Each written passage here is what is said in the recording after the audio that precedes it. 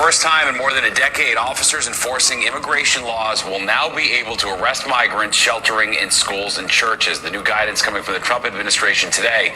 This comes after nearly two. So, as President Trump makes good on his promise to begin the largest deportation effort in U.S. history, undocumented immigrants living in New York are on edge. And while this immense deportation effort will prioritize removing the criminals, gang members, and terror watch list suspects hiding in this country, New York City is home to over 400,000 people who do not have a legal right to remain in America and now face an uncertain future. Because federal agents have been instructed to search everywhere and anywhere for those who are a danger to this country.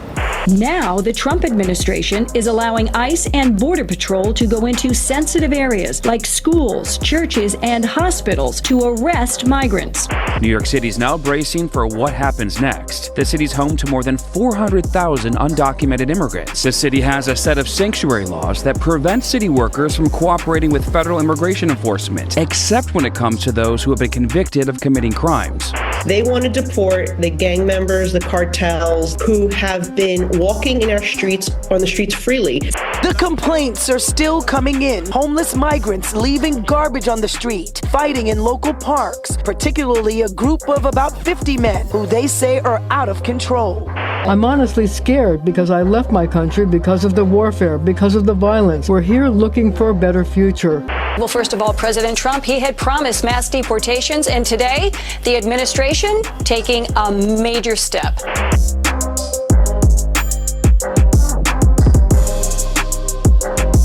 So people are now fleeing New York City's asylum shelters to avoid President Trump's massive immigration crackdown. But even though many of New York's progressive leaders have vowed to resist such plans, none of them even bother mentioning that under their watch, the entire immigration situation here has become an absolute disaster, especially for law-abiding immigrants. Because although most of the 220,000 asylum seekers who've come here are not criminals or gang members, dangerous individuals have co-opted this crisis from the onset, working their way into New York City's shelters, where in many cases they end up being housed next to families with young kids. An insane situation made possible because this sanctuary city doesn't do background checks and offers free housing to anyone who finds themselves here, while simultaneously banning its own police from patrolling taxpayer-funded compounds like the Roosevelt Hotel, where known gang members reside. And as we've seen over the last year, New York City's shelters and working-class neighborhoods have ended up as bases where these thugs plan and commit crime all over town. But if you thought rampant gang activity was bad, it gets even worse, because as progressive as New York City is, it's got absolutely nothing to offer asylum seekers other than a temporary hotel room, with mass unemployment and homelessness persisting among their ranks more than 2 years since this crisis began, with many finding it almost impossible to get meaningful jobs in New York's modern economy, leaving thousands trapped in poverty and open to exploitation by the gang members and criminals who never should have come here in the first place. And that brings us to the real reason why these deportations are so important. New York City has allowed criminals to embed themselves all over town for free, and these criminals, they've taken full advantage of this opportunity. And now waves of moped crime and subway crime are sweeping over our city in ways no progressive ever thought possible. On top of that, these gangs have been turning middle-class parts of town into open-air flea markets where stolen goods line the streets. And as you're about to see, even though our televisions have been complaining about Trump's evil plans since 2015, locals living in immigrant communities right here can't wait for America's new president to take action.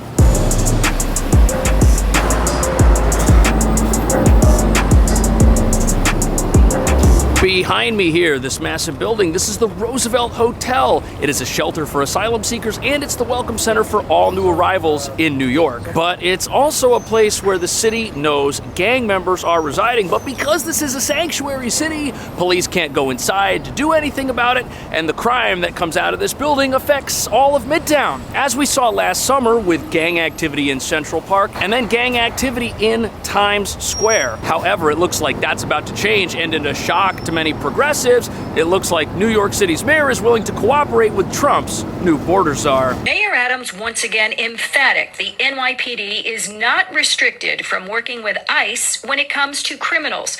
Now, the Trump administration is allowing ICE and Border Patrol to go into sensitive areas like schools, churches, and hospitals. So, New York is a sanctuary city, which means that it is a non-immigration enforcement zone, which will not cooperate and in many cases resists the federal government. However, New York City's mayor has indicated he's going to cooperate with the federal government when it comes to arresting criminals. Plus, federal agents now have authority to enter sensitive areas, hospitals, schools, libraries, and places like the Roosevelt Hotel are going to be a magnet for federal immigration enforcement because we know there are criminals living inside these places, which is baffling to the parents of small kids that live in this place. They don't understand how it's possible for a government to feed and take care of people who are criminals and to let them keep coming back here after they get arrested. But New York is a sanctuary city. Police are not allowed inside of these places. They can't go on patrol in here, find criminals, put a stop to lawlessness. No, that's banned. But when the parents of small kids living in places like this go on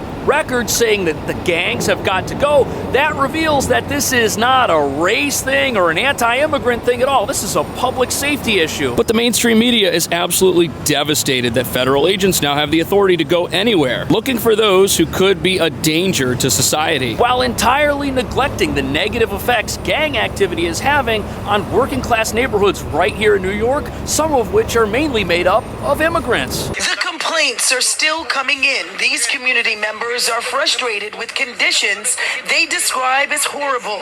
Homeless migrants leaving garbage on the street, fighting in local parks, particularly a group of about 50 men who they say are out of... So here in Queens, you've got a group of 50 men fighting in parks and destroying public places and trashing local businesses, all of whom recently arrived during the asylum crisis. And this is happening in an immigrant community that got more shelters than any other neighborhood in town. And to have rampaging gangs of men who don't have jobs and are just destroying the entire neighborhood, that requires an immediate law enforcement response. And residents there are begging for the city to do something. They say they don't even feel safe walking down the street with their kids, but this isn't the only area of town where that's happening either. According to ICE, there are now 58,000 criminals living in New York City, including 1,000 known gang members. That means you've got more criminals living in New York than you have people populating small towns in other parts of America. That's ridiculous. And when you realize that the city's got shelters scattered throughout every borough, and when you hear about how gang members are sneaking weapons inside these places in DoorDash delivery bags, the problems we're experiencing here are so obvious they could have been stopped. But now you've got these immigration advocates who would rather see the status quo maintained. They would rather see the gang members keep living in places like the Roosevelt Hotel than to see any successful immigration crackdown here that makes the city safer. But many migrant advocacy groups say the sweeps will target innocent migrants. People are going to be scared to send their children to school. They might disenroll their kids from school.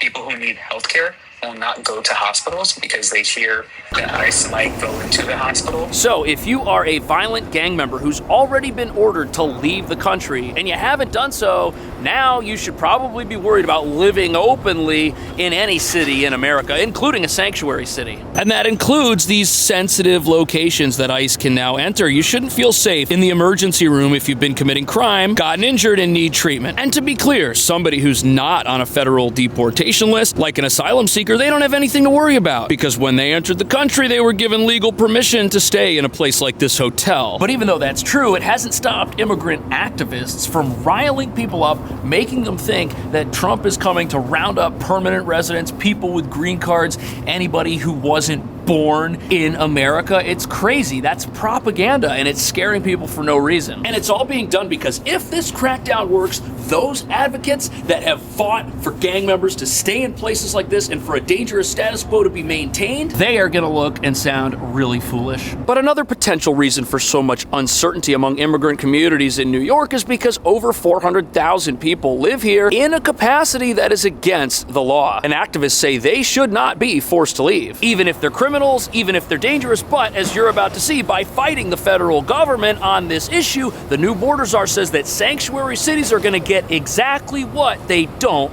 want.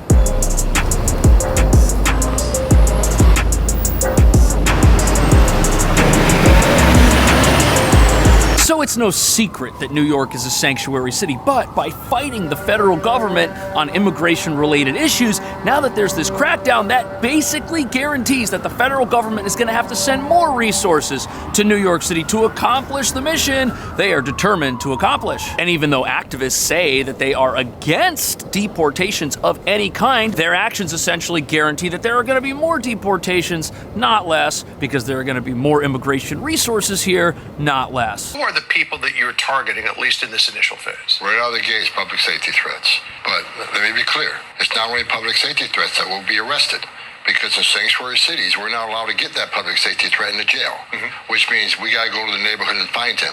And when we find him, he may be with others. And unlike the last administration... So for years, New York City's had policies that allow criminals who are dangerous to blend in with the rest of society. And if the city isn't going to do anything about that, if they're going to double down on policies like that, the new borders are just going to send more agents here to find the folks that they need to find. And while they're doing it, they're going to encounter other people who they weren't even looking for. But since those people also do not have a legal right to remain in the country, they're probably going to get deported too. There's going to be more deportations, not less. And if ICE goes into a business or into a shelter looking for somebody who they know is dangerous, that person's probably not in that apartment or in that store alone. They're probably with others. And this is going to result in people who are otherwise law-abiding but are in the country unlawfully getting arrested and getting deported. And that's why you've got so many people fleeing New York City's asylum shelters. They know that the presence of even one criminal in one of these facilities could be enough to lead federal authorities there, at which case everyone who's not supposed to be here is at risk. And look at how confused our leaders and other city officials are over how to react to this. They know that crime is a problem, but they don't want any deportations. The city has a set of sanctuary laws that prevent city workers from cooperating with federal immigration enforcement, except when it comes to those who have been convicted of committing crimes. They've created an education campaign for undocumented immigrants. Pamphlets like this, for example, telling them what to do if an ICE official knocks on their door. Yeah, New York really is between a rock and a hard place. The mayor admits and knows that criminals destroying our city is a bad thing, but at the same time, other city agencies are sending out paperwork to try and help people limit how they interact with federal immigration authorities, which is only going to end up aiding criminals. Nobody with a legal right to be here, including asylum seekers waiting for a court date, has anything to worry about from deportations. And it's not like our legal system doesn't already do enough to protect criminals no matter where they're from. After gang members attacked police in Times Square, our legal system did everything in its power to make sure they were set free. Immediately, most of these guys were released without bail, but as we're learning now, even the people who did get convicted and were sent to jail, well, the person in this story got a light 1-year sentence and then was released after only serving 3/4 of that term. And you know something? ICE was able to track this guy down, but they had to do it on their own. This happened back in October, but this is why New York City has the crime and gang-related problems that it has. That's why these local communities here are just being absolutely terrorized by criminals, because after we catch them, we release them, even if they attack the police. And if they'll attack the police, what chance do you or I or anybody else have of staying safe from these people? I'm honestly scared because I left my country because of the warfare, because of the violence. We're here looking for a better future. We fled the violence and all that to come here. The president is also... So these women who got interviewed, I'd be interested in hearing from them what their status is. Do they have a pending asylum claim? Have they been given an order of removal from the country? Are they part of a gang? Because that would tell us a lot about whether they are rightfully worried about something happening to them or not. But this might explain some of their trepidation. According to the new borders, 9 out of 10 people who've applied for asylum have done so in a fraudulent manner and will likely get denied. And that means during the Biden, Trump, and Obama presidencies, remember this goes back 10 years, people came to this country, applied for asylum, and did not get approved. However, what New York City doesn't realize is that by encouraging people to stay here in a non-law abiding capacity, they're actually setting these folks up for failure and exploitation. Because if you can't live in America and succeed with the skills you have or legally work, you're going to be forced into the criminal underworld. We also found a whole system in which people were using other people's social security numbers in order to work as DoorDash drivers. And you had some migrants making food for other migrants. You had other migrants selling coffee on the streets. You even... So think about how backwards this is. New York City is telling people, hey, you're here, you want to live a normal life, who cares about your immigration status? We'll help you stay in this sanctuary city. But while they tell people that, they're setting these folks up for absolute failure because they can't get normal jobs. And by doing what was mentioned in this news report, in order to obtain work, you've got to put yourself in the path of criminals. And these are the same criminals and gang members who are already here ruining the city, exploiting others, and they're going to exploit you too. When you go to Queens and you see people selling stolen tools out of a suitcase on the side of the road, how do you think those tools got in that suitcase? People were told to go and steal them, and now you've got somebody else who's told to go and sell them, to pay off perhaps a debt for helping that person get into this country to begin with. On top of that, some of this underground work, like unofficial food preparation, it might be making people sick. Here you have a restaurant that was letting people use its kitchen to make food that they would then go and sell elsewhere. But the place was full of health code violations. That's not good for anybody. And if this city really cared about immigrants the way it says it does, it wouldn't be okay with housing criminals